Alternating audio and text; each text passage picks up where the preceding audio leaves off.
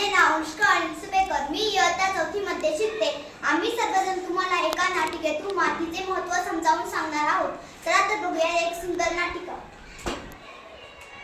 अरे संतोष, आपल्याला मातीत मुळाक्षरे काढायला तर शिकवले, त्याच पद्धतीने मातीत फुलांची आणि प्राण्यांची चित्रे काढूयात काय? रमेश, मातीत चला चला सगळ्यांची चित्रे काढूया. अरे पण चित्र चुकलं तर? सोपं आहे, तो मातीत पुस्तक पण येतं. अरे हो, किती मस्त. मातीत आपण इंग्रजी नावे स्पेलिंग पण लिहू शकतो. अरे या वर्षी तर मी मातीपासून मूर्ती तयार करणार आहे.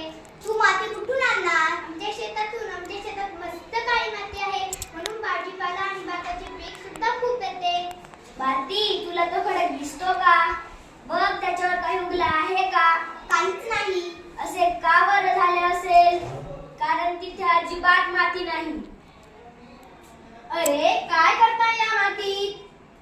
सर सर तुम्ही आम्हाला मातीत मुळाक्षरे काढायला तर शिकवली. आम्ही त्याच पद्धतीने मातीत चित्र काढतोय. सर, आम्हाला मातीत खेळायला खूप आवडते. अरे, आपण जे अन्न खातो ते मातीमुळेच तर पिकते. जर मातीच नसती तर अन्नधान्य पिकलेच नसते, हो ना? या मातीचा आपल्यावर खूप उपकार आहेत, कारण धान्य, फळे, फुले हे सगळे आपल्याला मातीमुळेच मिळतात.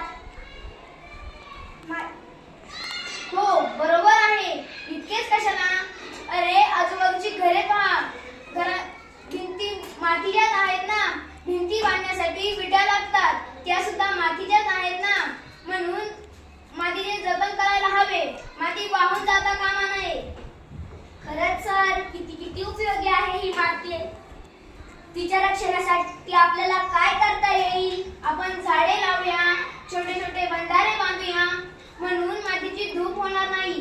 पहिल्या पावसात मातीचा सुगंध खूप छान येतो, तो मला खूप